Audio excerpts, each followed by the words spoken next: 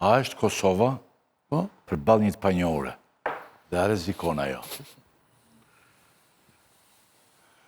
Kosova... Se ky mund thotë përsëri, profesor më falë se për mungesat që ka mund në fushën e politikës dhe të diplomacisë dhe të kësaj, që mungesat të rëndësishme, por ai mund thotë për shembull me çka kam dëgjuar, që ai thotë kjo është Republika ka që Panamaja ka lënë këtu, kjo ka lënë këtu, ai mund thotë për shembull kur është bërë në 99 është ndarë, po, të bashkohet.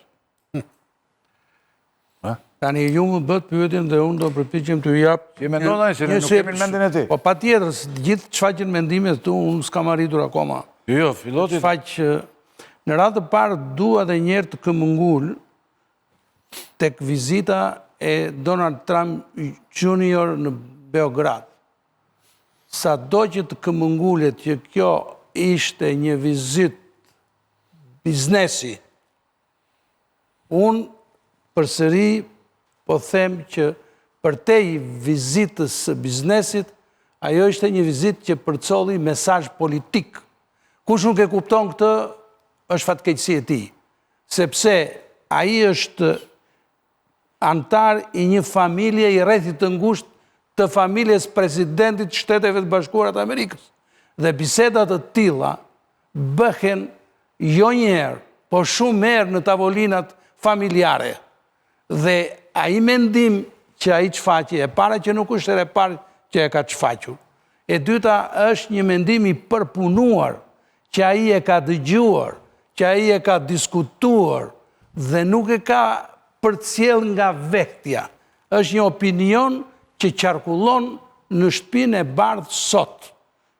Kush nuk e kupton këtë është fatkeqësi e tij, si mesazh politik.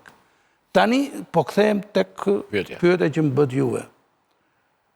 Patjetër që Kosova ndodhet në një pozitë vështirë.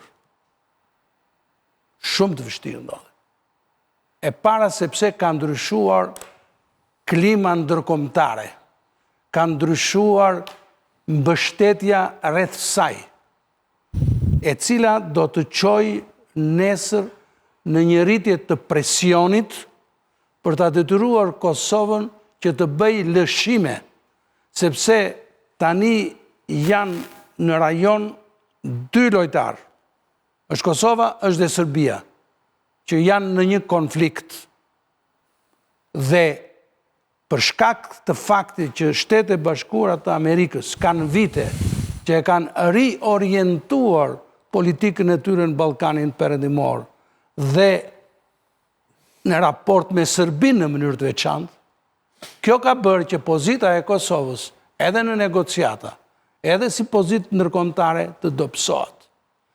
Tani, në momentin që vjen një president në zyrën ovale, i cili, si që bijem të gjithë dakord, është një tip i veçantë, që dallon nga mënyra se si e bën politikën, por edhe nga këndvështrimet që ka ai për politikën.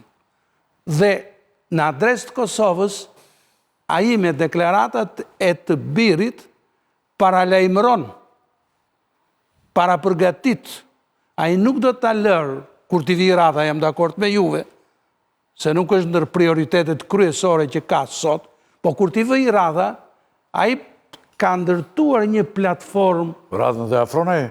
Po mundet të ta gjykojë ai të arsyeshme se ku. Pra, ai po ndërton 500 miliardë metale. Ai po ndërton një platformë për ta imponuar nesër. A do të qëndroj, ja një minutë, shtrojmë një pyetje konkrete. A do të qëndroj ai tek marrëveshja e Brukselit dhe aneksi i Ohrit, që ishte një marrëveshje në parim pozitive në rast se do të zbatoj deri në fund të 11 pikat, që kërkonte njohjen e ndërsjellët si finalizim dhe njohjen ndërkombëtare të Kosovës. Dakord, profesor, po. Një minutë, Ohri ç'është Ohri thotë dhe ai të. Më fal. Mirë, tani kjo ishte pozita e Bashkimit Evropian dhe e administratës Biden. Tani administrata e presidentit Trump do qëndroj në këto linja, do t'i mbroj këto linja që ta kërkoj marrëveshjen Serbi-Kosovë pikërisht mbi bazën e këtyre marrëveshjeve, apo do ta përmbys, do të sjellë një qasje të re që në konceptin e presidentit Trump do të çojë në arritjen e një marrëveshje. Këtë nuk e dim akoma. Nga përvoja themi që po. Nga përvoja, unë them tani, pikërisht dhe këtu vi, dhe këtu qëndron dhe rreziku për Kosovën, nga përvoja, duke qenë se presidenti Trump është një president dinamik, atipik, që kërkon rrugë të shkurtra, të drejtë për drejta, ka rrezik që ai të jetë në kërkim Që dhe s'di që bendoj, që dhe s'di që bend. Nuk po e them të nga pikpamja diplomatike, por ai... Nuk e them unë që jam diplomatik. Nuk i bë zjarin në Ballkanit dhe Europës. Ai edhe po doj, edhe ai. Jo djali. Ai dhe këshilltarët e tij, djali ka dëgjuar baban dhe nuk flet gjithmonë me mendjen e vet, se djali nuk është politikan. Nuk është as... Demi që u flasim për reagim zyrtar, mund ta bësh kur flet djali. Jore, jam dakord. Por ajo që ajo është politike... Po dali Vjeri pasaj thot në gjithë fjalë, do miremi me gjitha. Dakord, është paralajmërimi që Islamit, institucionet zyrtare, shtetërore, mund edhe të mos përgjigjen kur një deklarat të tillë e bën një njeri periferik i një vendi të vogël.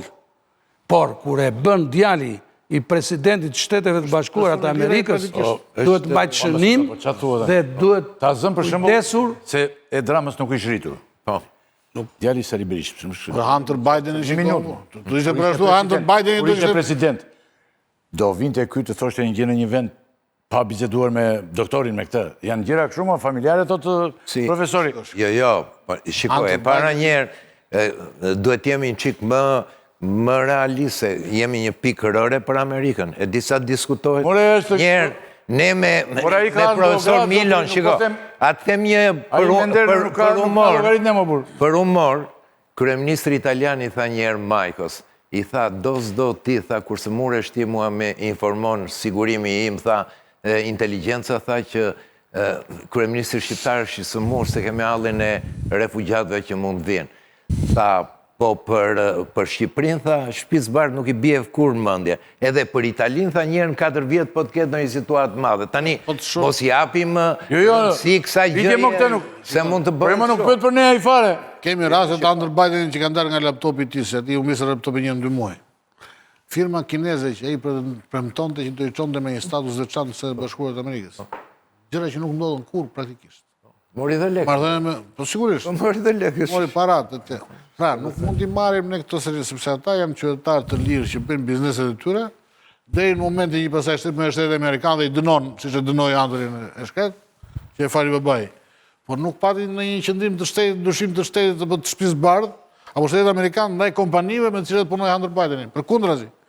Pasi dori laptopi ato kompani u hetuan nga FBI-ja. Kështu që ai ka shkuar atje se ka bizneset e veta. Edhe një gjë të fundit që mund të ketë kuriozitet për të. Po që ai shpreh një qëndrim që e ka dëgjuar në shtëpinë e bardhë dhe që qarkullon në shtëpinë e bardhë, absolutisht po.